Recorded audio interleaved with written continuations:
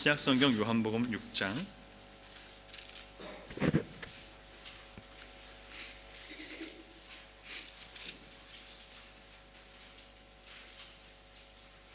41절부터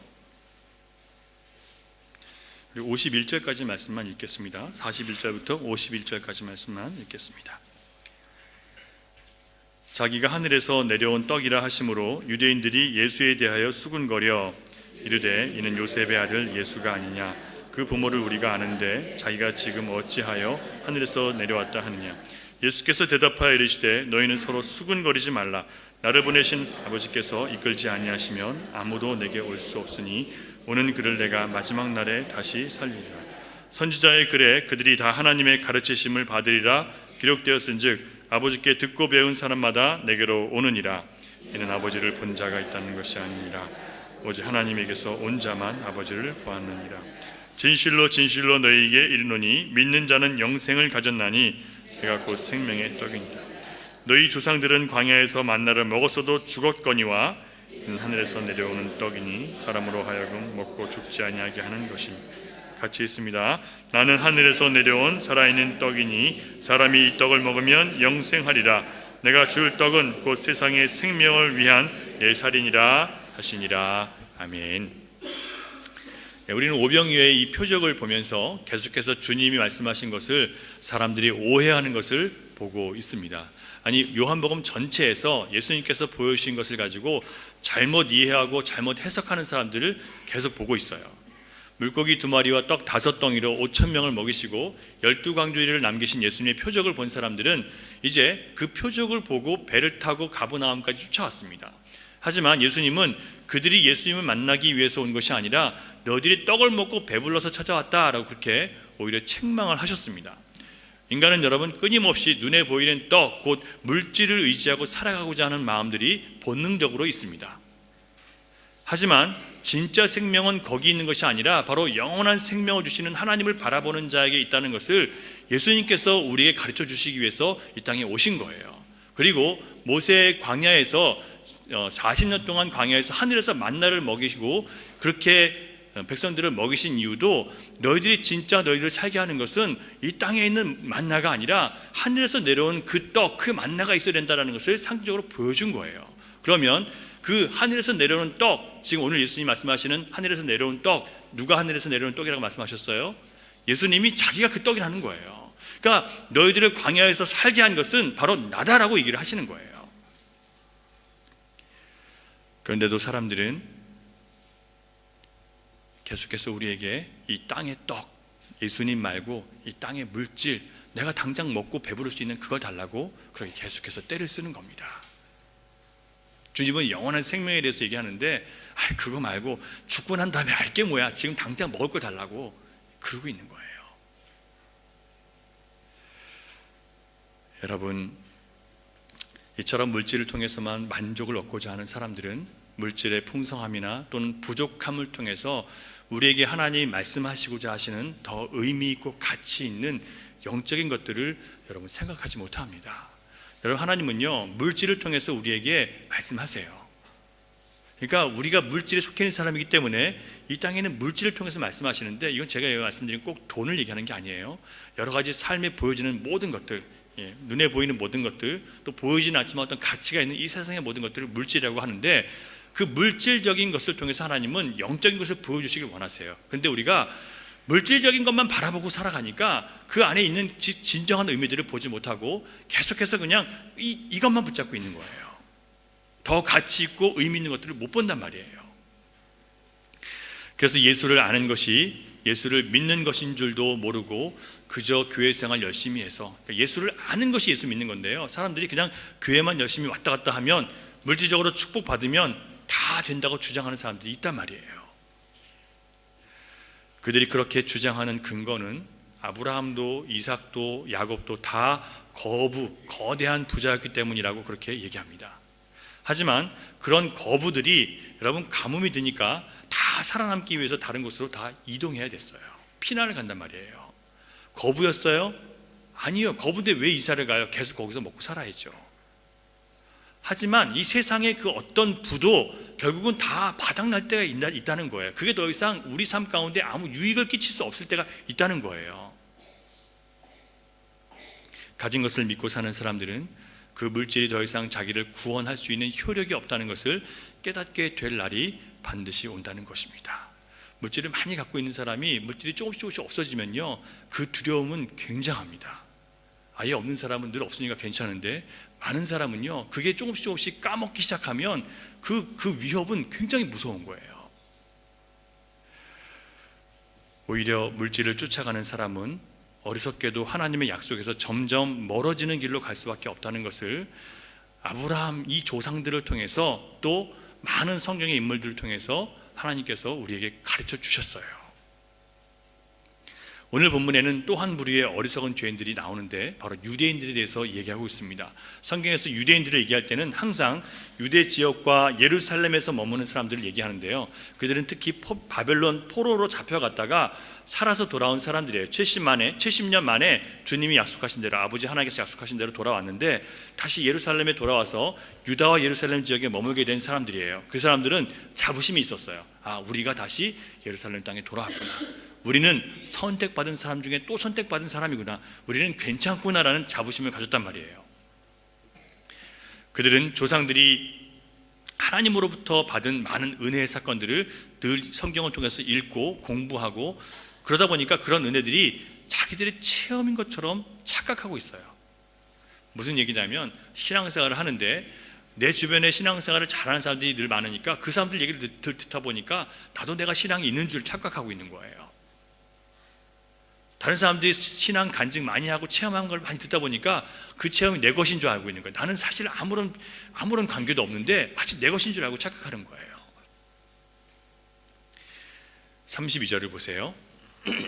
6장 32절, 우리가 오늘 읽은 말씀은 아닌데 지난주에 본 말씀이에요. 제가 읽어드릴게요. 예수께서 이르시되 내가 진실로 너희에게 이르노니 모세가 너희에게 하늘로부터 떡을 준 것이 아니라 내 아버지께서 너희에게 하늘로부터 참떡을 주시나니. 여러분, 조상들이 받은 그 은혜를요, 이 사람들은 지금 마치 자기들이 받은 은혜인 것처럼 생각하는 거예요. 오늘날로 바꾸면 나는 믿는 집안 사람이다, 우리 부모는 많은 체험을 했고 그래서 나도 그걸 안다, 나는 오랫동안 이런 배경 속에, 교회 배경 속에 살아왔고 내 주변에 믿는 사람들이, 잘 믿는 사람들이 많고 그렇기 때문에 나는 교회를 잘 안다라고 생각하는 사람들이 있어요. 그러니까 교회에 오랫동안 살면서, 교회에 오랫동안 지내면서 생활을 하면서 교회에 잘 적응된 사람들이 있거든요. 그런데 주님과 관계없는 사람들이 많아요.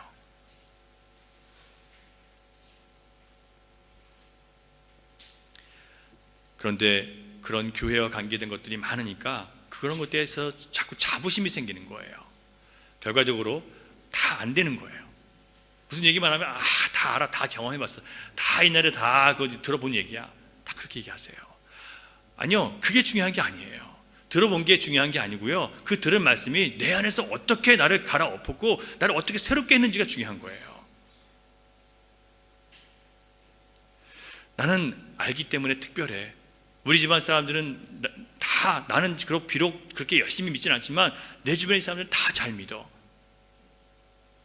나는 진리를 알아.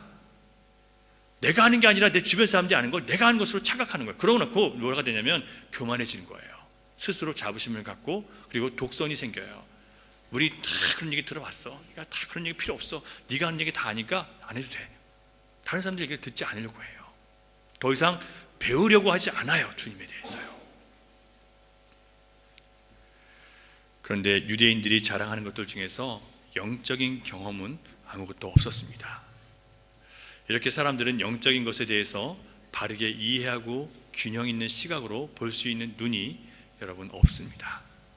그래서 유대인들은 예수님께서 내가 하늘에서 내려온 떡이라고 하신 말씀을 듣고 수근거리기 시작했어요. 목 뒤에서 막 얘기하기 시작합니다. 예수님이 하늘에서 내려온 떡이라고 했을 때 그들의 기분이 상했어요. 왜냐하면 그들은 유일하신 하나님을 믿는데 인간이 와서 자기가 스스로 하늘에서 내려왔다고 하니까 자기가 하나님이라고 얘기하는 거랑 똑같은 거거든요. 그러니까 화가 나는 거예요. 이런 주장을 할 수 있는 분은 오직 하나님 한 분뿐이신데 네가 뭐냐는 겁니다. 주님이 그렇게 말씀하실 수 있는 성경적인 증거가 이미 있었어요. 주님은 오셔서 내가 하나님 보내신 메시아라는 말씀을 하셨어요. 그리고 많은 표적도 보여주셨어요. 그렇잖아요. 하나님만이 하실 수 있는 표적들을 보여주셨는데 그들은 그걸 듣고도 보고도 믿지 않는 거예요. 또 한 가지 유대인들이 기분 나쁘고 감정이 상하고 분노하게 된 이유는 그들은 이미 예수님에 대해서 잘 알고 있다고 생각했어요. 42절 보세요. 같이 읽습니다. 42절 시작. 이르되 이는 요셉의 아들 예수가 아니냐, 그 부모를 우리가 아는데 자기가 지금 어찌하여 하늘에서 내려왔다 하느냐. 아니, 이 사람 목수 요셉의 아들 예수인데 우리가 그 부모를 다 알고 있는데 무슨 소리를 하는 거야 지금? 옆집 꼬마가 같이 자라는 거 보고 그랬는데 갑자기 와가지고 하나님이 날 보내셨다고 하니까 어이가 없는 거랑 똑같은 거예요. 그런데 그 사람들이 알고 있는 것은 사실 출신과 배경밖에 모르는 거예요. 그렇잖아요. 그 사람들이 아는 것은 예수 그리스도의 탄생 이면에 있는, 누구를 통해서 태어났어요? 사람을 통해서 태어났지만 누구로부터 잉태됐어요? 성령으로 잉태된 걸 모르잖아요. 사람들은 하나님을 의식하지 않고 하나님의 어떤 뜻을 읽으려고 하지 않은 사람들은 하나님이 어떤 주신 말씀들에 대해서 전혀 보려고 하지 않아요. 전혀 그걸 이해하려고 하지 않아요. 그러니까 이미 그 사람들에게 증거가 있었단 말이에요. 성령으로 잉태하시는 하나님, 하나님으로부터 오는 하나님의 아들, 그것에 대한 지식을 들으려고 하지도 않고 보려고 하지도 않는 거예요. 자기들이 모르는 거거든요. 그런데 그들은 뭘 알고 있어요? 요셉과 마리아 집에서 태어나서 거기서 자랐으니까 그 집 자식이라는 것밖에 모르는 거예요. 이 현실 이면에 있는 것을 모른단 말이에요. 물질적인 것 이상에 있는 초월적인 것을 우리 인간은 모른단 말이에요. 그런데 자기가 아는 것만 가지고 안다, 우리 그러고 있는 거예요. 내가 모르는 것은 다 거짓입니까 여러분? 아니잖아요. 내가 모르는 거 많잖아요. 내가 모르고 알지 못하는 것이 있지만 하지만 그것이 사실이고 현실이고 진리인 것이 많이 있습니다. 공기가 눈에 보이지 않지만 공기가 있는 것이 진리인 것처럼 보이지 않지만 존재하는 것은 세상에 너무 많이 있습니다. 그런데 그들은 자기들이 모른다고, 내 눈에 보이지 않았다고 예수님이 하나님의 아들이심을 인정하지 않으려고 그렇게 마음을 먹고 있었던 겁니다. 그래서 유대인들은 그들이 아는 것과 다르기 때문에 수군거린 거예요. 우리가 알고 있는 건 그게 아닌데. 그들은 성경의 예언대로 베들레헴에서 다윗의 자손에게서 메시아가 올 것을 알고 있었어요. 예수 그리스도가 하나님 보내신 메시아라고 마음으로 받아들이지 않고, 그런데 믿지 않았던 거예요. 왜냐하면 예수 그리스도가 하나님이 보내신 메시아이고 그분을 통해서 내가 구원받을 것이라는 것을 내가 인정하면 뭐가 되는 거예요? 내가 죄인이라는 걸 인정해야 되는 거예요. 그게 싫은 거예요. 유대인들은 자기들이 의롭다고 생각하거든요. 내가 괜찮은 사람이라고 생각하거든요. 그런데 예수 그리스도를 통해서만 구원받는다는 것은 내가 죄인이라고 인정해야 되는 거예요. 그게 싫어서 인정 못하는 거예요. 여러분, 머리로 아는 지식을 마음으로 받아들일 때까지는 그 아는 것이 나의 영혼을 살릴 수 없고요. 아무리 교회를 들락거려도 예수 그리스도에 대한 그 십자가에 대한 진리가 내 마음을 부수기 전까지는, 주님의 말씀 앞에 내가 마음으로 굴복할 때까지는 그 말씀이 영적인 지식이 되어서 나를 살릴 수가 없습니다. 예수님은 머리로만 알고 그 지식 앞에 마음으로 굴복하지 않은 그런 백성들의 수군거림을 잘 알고 계셨어요. 그리고 말씀하셨습니다. 너희는 수군거리지 말라. 나를 보내신 아버지께서 이끌지 아니하시면 아무도 내게 올 수 없으니 오는 그를 내가 마지막 날에 다시 살리리라. 아버지께서 나에게 이끄셔서 나에게 오는 그 사람을 내가 마지막 날에 다시 살리리라. 하나님의 약속입니다. 예수님의 약속이에요. 여러분이 예수님께 나아가고 계십니까? 하나님께서 여러분들을 자꾸 예수님께로 끌고 가십니까? 예수님은 여기서 인간이 아무리 노력하고 우리가 아무리 애를 써도 아버지 하나님께서 이끌어 주시지 않으면 우리는 구원받을 수 없다는 것을 분명히 밝혀주셨습니다. 우리가 교회 나갔다고 해서 구원받는 게 아니에요. 우리가 주님을 믿어줬기 때문에 주님이 나에게 잘해주셔야 된다는 그런 정말 이 악한 교리가 어디 있습니까? 그걸 교리라고 얘기를 해요. 그걸 신앙이라고 주장을 해요. 그들은 예수님을 모르는 거예요. 영적으로 눈이 감겨 있는 거예요.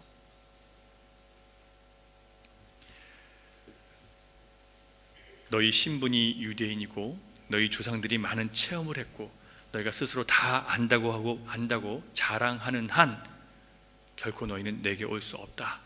주님이 그렇게 말씀하시는 거예요. 신앙의 세계에서는 여러분 다 아는 것이 없습니다. 아무도 다 알 수 없어요. 그래서 늘 주님 앞에 배우셔야 되는 거예요. 어떤 분들은 내가 내 발로 교회를 찾아왔으니까 주님이 나를 이끄신 게 아니라 내가 주님을 믿었다라고 생각하시는 분들이 계세요. 하지만 교회에 나와 있는 게 중요한 게 아니라 마음으로 주님을 믿어지는 게 진짜인데 그건 누가 하실 수 있다고요? 하나님께서만 하실 수 있어요. 하나님께서 우리를 그리스도께 이끌지 않으시면 우리는 믿고 싶어도 믿을 수 없다는 얘기입니다. 여러분 아멘이신가요? 믿고 싶어도 안 믿어져요. 여러분 다시 말해서 우리의 의지와 생각과 열정은 우리가 예수 그리스도를 영접하고 바른 신앙을 갖는 것에 전혀 도움이 되지 않습니다. 우리가 아무리 의지를 가지고 주님 나 믿고 싶어요, 내가 아무리 열심히 찾아다녀도 예수 그리스도를 영접하고 바른 신앙을 가질 수가 없단 말이에요. 전혀 도움이 안 돼요. 그건요. 여러분 복음의 내용은 우리 죄로 인해서 영원히 저주받아 죽게 된 우리를 위해서 예수님이 대신 죽음의 빚을 갚으셨다는 겁니다. 따라서 복음은 온전히 예수 그리스도의 십자가 능력에 있는 것이지 내가 할 수 있는 것이 아무것도 없다는 것을 인정하는 거예요. 바로 이런 복음의 유일성과 배타성 때문에 너희들은 안 돼, 다른 길은 없어라고 하는 이 복음의 유일성과 배타성 때문에 자기 안에 가능성이 있다고 생각하는 사람들, 나는 아직 괜찮다고 생각하는 사람들, 나는 아직 내가 의롭다고 생각하는 사람들은 절대로 복음을 받아들일 수가 없는 거예요.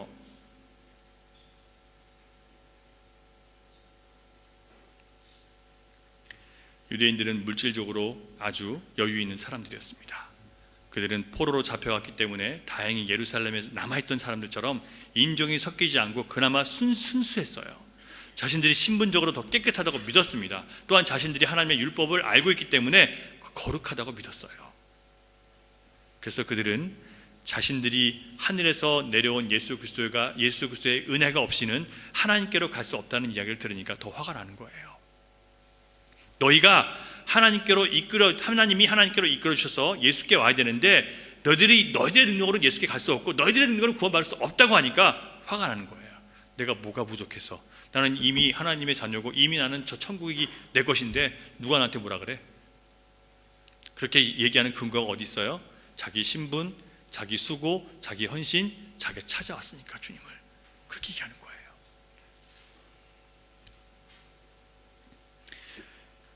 여러분,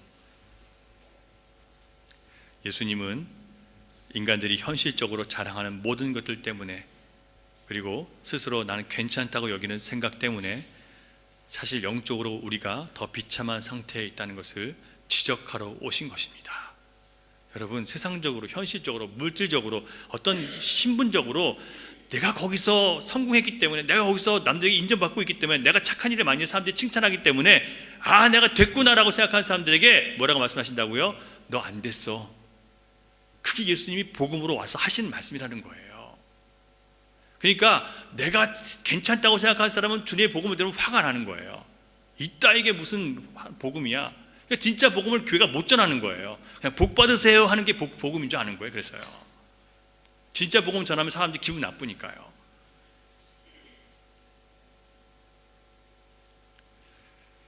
사람이 예수를 믿지 않는 이유는 그 자신이 자기 자신이 얼마나 절망적인지 자기 실상을 모르기 때문에 복음을 받지 않고 예수를 믿지 않는 겁니다. 영적으로는 정말 절망적인데 그들은 절망적이라고 느끼지 않는 이유가 나는 현실적으로 괜찮고 경제적으로 괜찮고 남에게 해 끼친 것도 없고 특별히 문제도 없기 때문에 나 자신에게 긍정적인 거예요. 하지만 예수님은 우리 모두가 잃어버린 죄인이라고 말씀하셨습니다. 주님은 누구 찾으러 오셨어요? 병든 자, 죄인을 찾으러 오셨어요. 그 누구도 내가 병들었다, 난 주님이 아니고는 이 병든 이 몸에서, 이 정신이 병들고 이 사상이 병들고 이 안목이 병든 이 자리에서 난 벗어날 수 없습니다라고 인정하는 사람만 주님의 말씀으로 사로잡힐 수 있는 거예요. 내가 괜찮다고, 나는 그래도 볼 수 있다고 생각할 사람은 절대 이 주님의 말씀이 안 들어가요. 예수님께서 우리 모두 잃어버린 죄인이라고 말씀하셨고 그 잃어버린 죄인들을 구원하러 오셨다고 말씀하셨습니다. 그러므로 여러분, 주님 앞에서 우리 복음을 들을 때 우리 뭐라고 고백할 수 있어야 되는 거예요? 내가 죄인입니다 라고 고백하실 수 있어야 돼요. 내가 주님이 주시는 이 지식이 아니고는, 이 진리가 아니고는 내가 구원에 이를 수 없고 내가 세상을 바르게 살 수 없는 존재라는 것을 여러분 인정하셔야 됩니다. 그래야 복음이 여러분의 복음이 될 수 있어요. 많은 사람들이 복음을 들었지만 물질을 추구하는 탐심과 스스로 자신이 괜찮다고 생각하는 그런 교만한 마음 때문에, 그리고 거짓된 자신감, 어떤 자신감이냐면요, 하나님을 의지하지 않고 어떤 세상 것을 의지하는 자신감, 나의 지식과 재능을 의지하는 자신감, 내 자녀와 내 배경, 내 주변 사람들을 의지하는 자신감, 근거 없이 그것 때문에 낙관하는 마음 때문에 사람들은 복음을 계속 거부하게 되었던 것입니다. 역사적으로요. 따라서 인간들에게 아무리 예수님이 많은 기적을 보여주셨어도 사람들은 예수 그리스도를 자기의 주인이시고 구원자로 인정하지 않았던 겁니다. 보세요 여러분, 예수님의 표적을 봤잖아요. 그런데도 인정하지 않는 거예요. 성경을 믿는다고 자랑하는 유대인들에게 예수님이 친히 회당에 가서 성경을 풀어주셨어요. 근데 어떻게 했어요? 예수님을 낭떠러지까지 갔다가 쫓아가서 떨어뜨리려고 데리고 갔어요. 성경을 풀어서 가르쳐 주셨는데 예수님을 낭떠러지 끌고 가서 떨어뜨리려고 했다니까요, 사람들이요. 유대인들이. 진짜 복음이 그런 거예요, 여러분.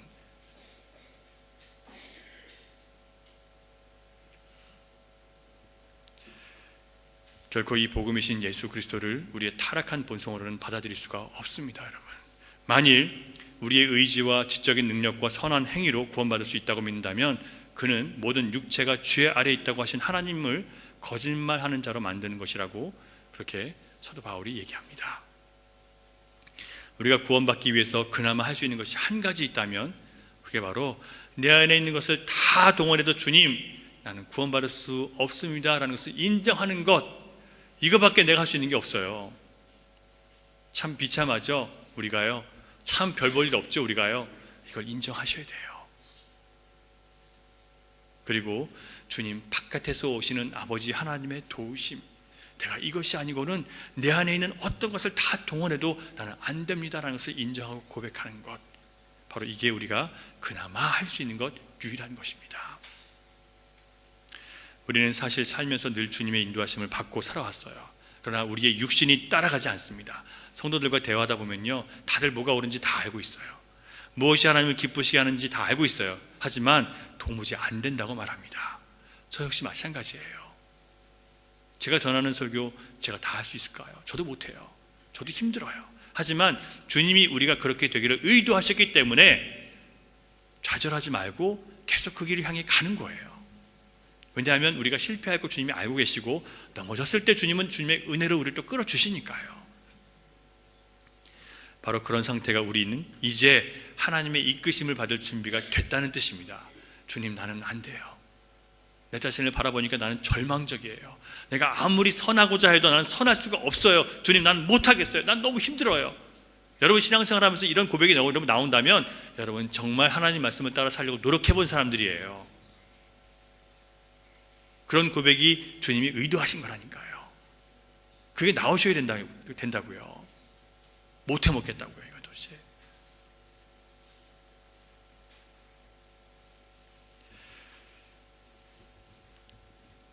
주님 없이는 안 됩니다. 나는 빈손입니다, 주님. 주님이 나를 붙잡아 주셔야 됩니다. 이렇게 고백하면서 갈급한 상태로 주님 앞에 나가게 하시는 것이 바로 성령님께서 이끄시는 거예요. 내가 하는 게 아니었어요. 나의 절망을 깨닫는 것이 내가 한 것이 아니라 성령님께서 그렇게 이끄신 거래요. 나의 부족함과 나의 무지함을 깨닫는 것이 내가 깨달은 게 아니라 성령님께서 그렇게 하셔서 주님께 나오게 하시기 위해서 그렇게 하신 거래요. 이게 주님의 이끄심입니다, 여러분. 아더 핑크 목사님은 복음에 대해서 이렇게 설명을 해요. 복음은 교만한 우리의 눈이 보기에는 너무 큰 겸손을 요구합니다. 그러니까 우리는 복음을 우리의 이 본성으로는 쫓아 못 간다는 거예요. 들을 수가 없다는 거예요. 이해를 못 한다는 거예요. 왜냐하면 교만한 우리가 볼 때는 너무 큰 겸손을 복음이 요구하기 때문에. 복음은 타락한 우리의 이성과 지혜로 볼 때 너무 순수함을 요구합니다. 복음은 탐심에 가득 찬 우리가 볼 때 너무 거룩함을 우리에게 요구합니다. 무슨 얘기냐면, 그래서 우리는 복음을 받아들일 수 있는 귀와 눈이 없다는 거예요. 우리 모두에게. 그래서 누가 그렇게 이끄신다고요? 성령께서 이끄시는 거예요. 그래서 여러분, 우리가 복음을 믿어지고 내가 무지하고 내가 부족하다는 것, 나는 주 앞에 빈손이랄 수밖에 없다는 것을 고백하고 예수 그리스도를 붙잡는 사람은 누가 그렇게 하신 거예요? 하나님의 성령께서 그렇게 이끌어 주신 거예요. 절대 여러분이 믿은 게 아니란 얘기예요. 그러니까 믿음에 대해서는 내가 자랑할 게 있어요, 없어요? 없죠. 그러니까 내가 다른 사람들을 비판 정죄할 수 있어요, 없어요? 없는 거예요. 그래서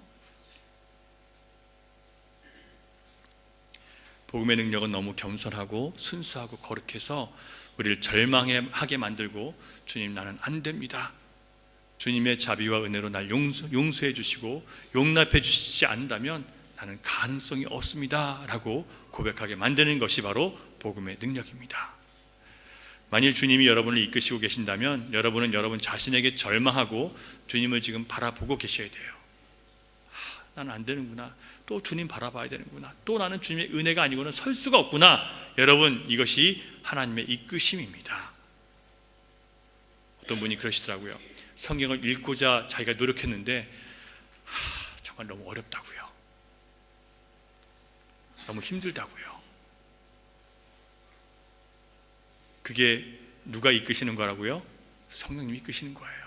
그래, 봐라, 너는 나를 믿는다고 하지만 내가 너에게 준 말씀도 못 읽는다. 너희가 그런 존재다, 비참한 존재다. 그러니까 너는 나의 도움 없이는 살 수 없어. 내게 나와야 돼, 더 가까이 와야 돼, 부르신단 말이에요. 또 한 가지, 하나님이 우리를 이끄신다면 나타나는 증거가 있습니다. 주님이 우리를 이끄실 때 나타나는 증거가 45절 보세요. 같이 있습니다. 45절 시작. 선지자의 글에 그들이 다 하나님의 가르치심을 받으리라. 기록되었은즉 아버지께 듣고 배운 사람마다 내게로 오느니라. 아멘. 듣고 배우려면 먼저 들려주고 가르쳐 주시는 분이 계셔야 되죠. 그렇죠? 아무것도 안 들려주시면 들을 수가 없잖아요. 그러니까 듣고 배운다는 것은 나에게 가르쳐 주시고 들려주시는 분이 계셔야 돼요.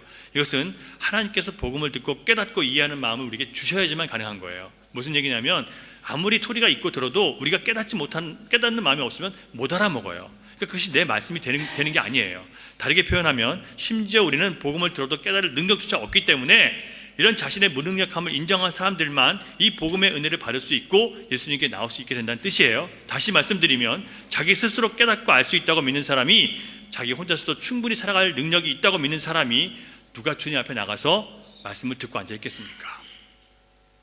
자기 혼자 나의 지혜로 나는 말씀을 깨달을 수 있어 라고 하는 사람들이 누가 하나님 말씀을 배우고자 하겠냐고요. 나 혼자 내 지혜로 내 능력 갖고 충분히 나는 세상 살 수 있어 라고 생각하는 사람이 누가 주님의 말씀에 귀를 기울이겠냐 말이에요. 안 해요, 여러분. 자기 능력과 자기 지혜를 믿고 사는 사람들은 말씀을 전해도 듣지 않아요. 이 자리에 있어도 듣지 않는단 말이에요.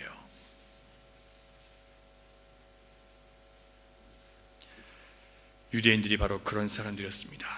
그래서 주님은 자기를 철저히 부인하는 겸손을 요구하시는 거예요. 여러분, 지금 내가 예수 그리스도 없이 살아도 사는 것이 아니구나.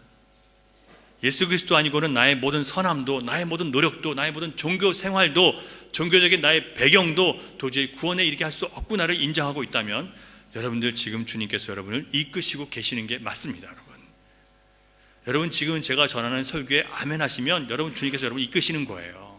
여러분 자신에게 절망하시고, 여러분 지식에 대해서, 여러분 지혜에 대해서, 여러분이 살아왔던 모든 것에 대해서 이것으로는 주님께 갈 수 없구나를 여러분 인정하신다면 주님 여러분 이끄시는 거예요. 이걸 받으셔야 돼요. 여러분, 살기 위해서는, 영원히 살기 위해서는요.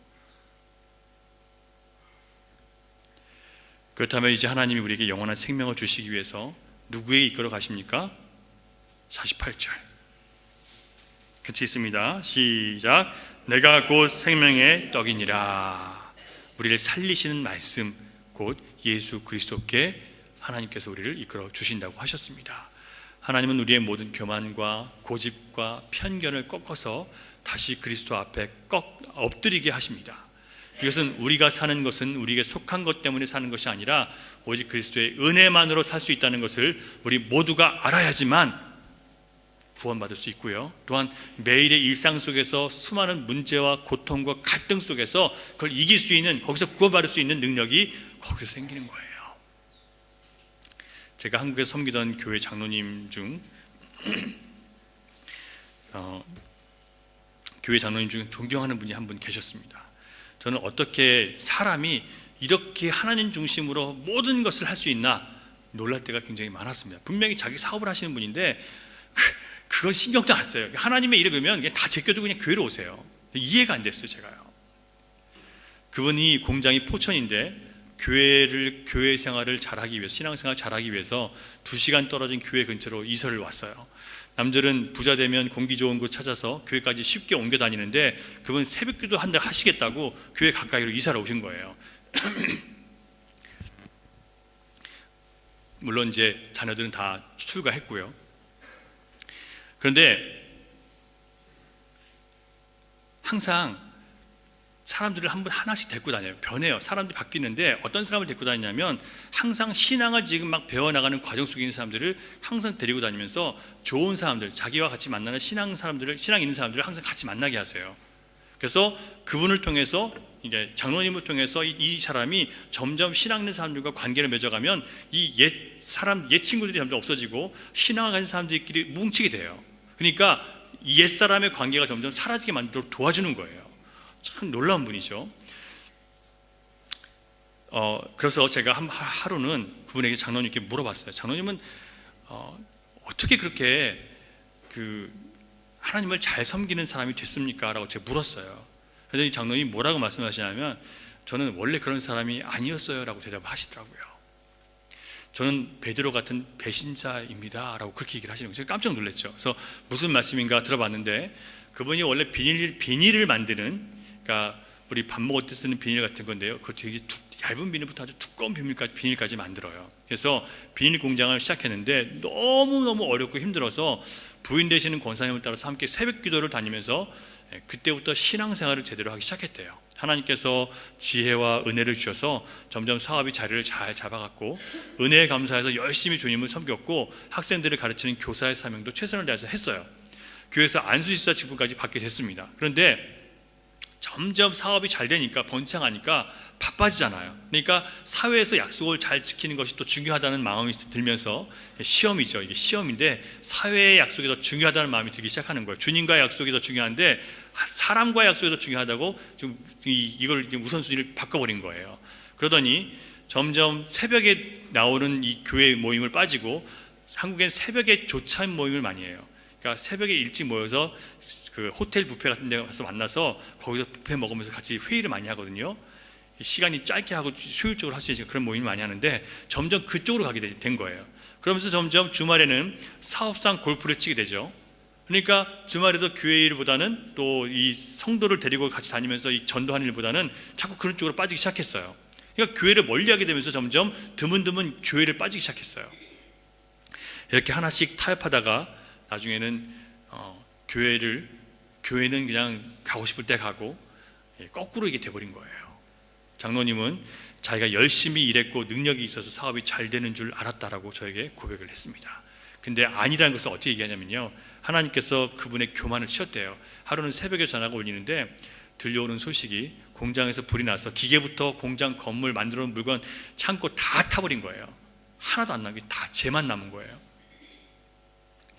물건을 만들 수 없게 되니까 한순간 모든 게 다 무너진 거죠. 장로님은 완전히 절망하고 주님을 원망하기 시작했습니다. 그러다가 다시 주님 앞에 나와서 기도하다 보니까 그 모든 것이 자신이 교만해져서 하나님이 주시는 은혜를 배신한 것 때문이라는 것을 깨닫게 된 거예요. 기도하면서요.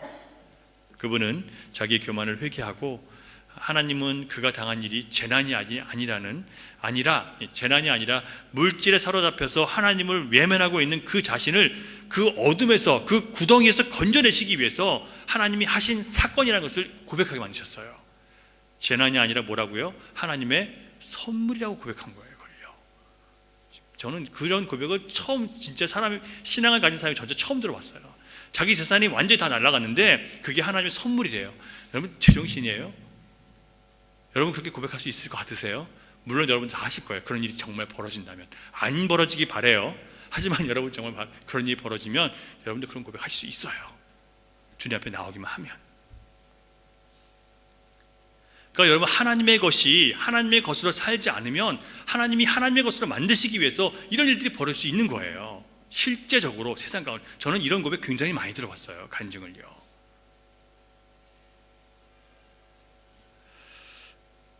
그리고 그의 불행한 소식을 들은 사업 파트너들이 이제 그분이 회개하고 하나님 앞에 나아가서 다시 이제 주님 앞에 나아가기 시작했는데 교회에서 사람들이 도와주기 시작하는 거예요. 왜냐하면 전에 그분이 교회에서 사람들 많이 세워주고 도와줬잖아요. 그러니까 은혜를 받은 사람들이 이분을 도와서 다시 공장을 세울 수 있도록 돈도 빌려주고 또 교회는 뭐 은행에서 일하시는 분들도 계시고 또 회사 사업하시는 분도 계시니까 보증서 주고 이렇게 해서 다시 공장을 세울 수 있고 기계를 구입할 수 있었어요. 그래서 새롭게 다시 일을 시작할 수 있게 된 거예요. 그리고 그 다음부터는 이제 모든 것을 철저하게 하나님 중심으로 결정하기 시작했습니다. 하나님을 경외하는 마음이 더욱 생겼고 절망 속에서도 다시 하나님께 돌아왔을 때 전혀 길이 없어 보였는데 길을 열어주신 하나님의 은혜에 더 깊이 체험하고 겸손을 배웠어요. 욥의 고난을 배운 거죠. 더 큰 하나님의 은혜를 주시기 위해서 잠시 거두어 가시는 은혜를 진짜 체험한 거예요. 근데 놀라운 것은 장로님이 하시는 말씀이 내가 한다고 했을 때는 회사가 커지면 커질수록 정말 죽도록 일해야 됐었는데 그래야 현상 유지가 됐는데 이제 주님께 맡기고 주님의 일에 최우선 가치를 두니까 일이 더 잘 돌아간다고 얘기를 하는 거예요. 저 목사가 또 우리 일 시키려고 저러는구나 또 여러분 그렇게 생각하시면 안 돼요. 그런 의도로 말씀드리는 거 아니에요. 그냥 하나님께서 어떻게 우리 가운데 일하시는지를 제가 말씀드리고 싶은 거예요. 오히려 장로님이 공장에 나가서 오래 있거나 자주 공장에 나가면 공장장께서 장로님 요즘에 교회에서 할 일이 없으세요? 왜 자꾸 회사 나오냐고 오히려 그렇게 된 거예요. 공장장이 알아서 너무 일을 잘해가지고 사장님이 나가면 오히려 무슨 일이 생기는 거예요. 공장장이 알아서 너무 일을 잘 돌려가지고 계속 너무 막 사장님 뭐라고 하냐면 나중에 공장장한테 찾아가가지고 사장님이 도대체 물건이 다 어디로 그렇게 나가는 거야? 이렇게 묻게 될 정도로. 그래서 어디 물건이 나가냐 했더니 그때가 IMF였거든요. 그러니까 모든 중소기업들 다 무너질 때였어요. 근데 오히려 더 물건이 많이 나가더라는 거예요. 그래서 도대체 이게 어떻게 된 거냐고 했더니 그 IMF 때 하도 망하는 기업이 많으니까 포장마차들이 급격하게 늘어났거든요. 포장마차 만드는 비닐이 다 여기서 나간 거였어요. 그리고 이제 대형 슈퍼마켓들이 막 생기면서 대형 슈퍼마켓에 보면 이 두꺼운 비닐들을 많이 쓰거든요. 그런 것들이 계속 나가는 거예요. 그리고 휴대폰 여러분 두꺼운 비닐이 씌우는 거 있죠. 색깔 나고 그런 거요. 그것도 거기서 다 나온 거예요. 그러니까 끊임없이 주님이 그렇게 돌리시는 거예요. 너는 내 일을 하라고.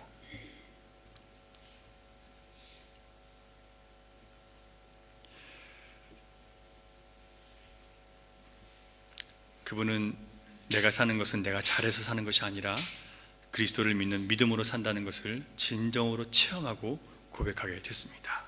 자기는 배신자였지만 하나님이 자신을 다시 살려주셨다고 그렇게 고백을 합니다. 그러니까 자기가 잘한 건 아무것도 없어요. 다 주님의 은혜라고 고백하는 거예요. 어떤 가짜 간증들은 내가 뭘 했기 때문에 하나님이 해줬다는 건데 그건 가짜 간증이에요. 그거는 정말 주님이 기뻐하지 않는 사람을 어둡게 만드는 간증인데요. 이런 간증은 정말 가치 있는 간증이에요. 뭐냐면 나는 죄인인데 난 하나님을 배신했는데 주님이 나를 고난 가운데서 살리셨다는 거. 하나님은 오늘도 썩어질 만나를 더 많이 모으고 바삐 살아가는 사람들, 더 많이 모은 것으로 잘난 줄 알고 살아가는 사람들, 나는 괜찮고 나는 더 옳고 깨끗한 줄 알고 살아가는 교만하고 독선적인 우리를 낮추셔서 예수 그리스도 앞에 엎드리도록 이끌어내십니다. 오늘도 주님은 이제 내가 사는 것이 나의 어떠함 때문이 아니라 주님의 은혜로 산다는 것을 알게 하시기 위해서 주님께로 이끄십니다.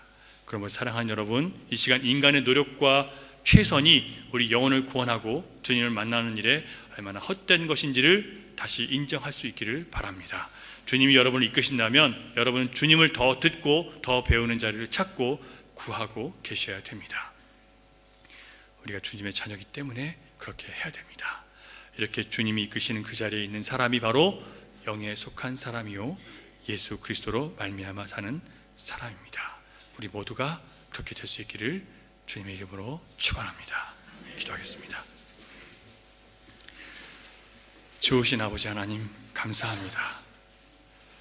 우리가 무엇이 간데 이렇게 우리를 사랑하시고 끝까지 주님의 은혜로 주님의 말씀으로 이끄셔서 고난 가운데서 주님을 바라보게 하시고 어두운 가운데서 주님의 빛을 보게 하십니까? 하나님 감사합니다. 우리 이끌어 주셔서 감사합니다. 이제 우리를 예수 믿게 해주셔서 감사합니다. 주님 예수를 나의 구주로 고백하게 하시니 감사합니다. 주님 나의 구원자로 고백하게 하시니 감사합니다. 이 구원의 고백, 이 은혜의 고백이 내가 사는 날 동안 끝까지 변치 않도록 우리를 붙들어 주시옵소서. 믿사오니 예수님 이름으로 기도하옵나이다. 아멘. 151장 찬송하시겠습니다. 151장.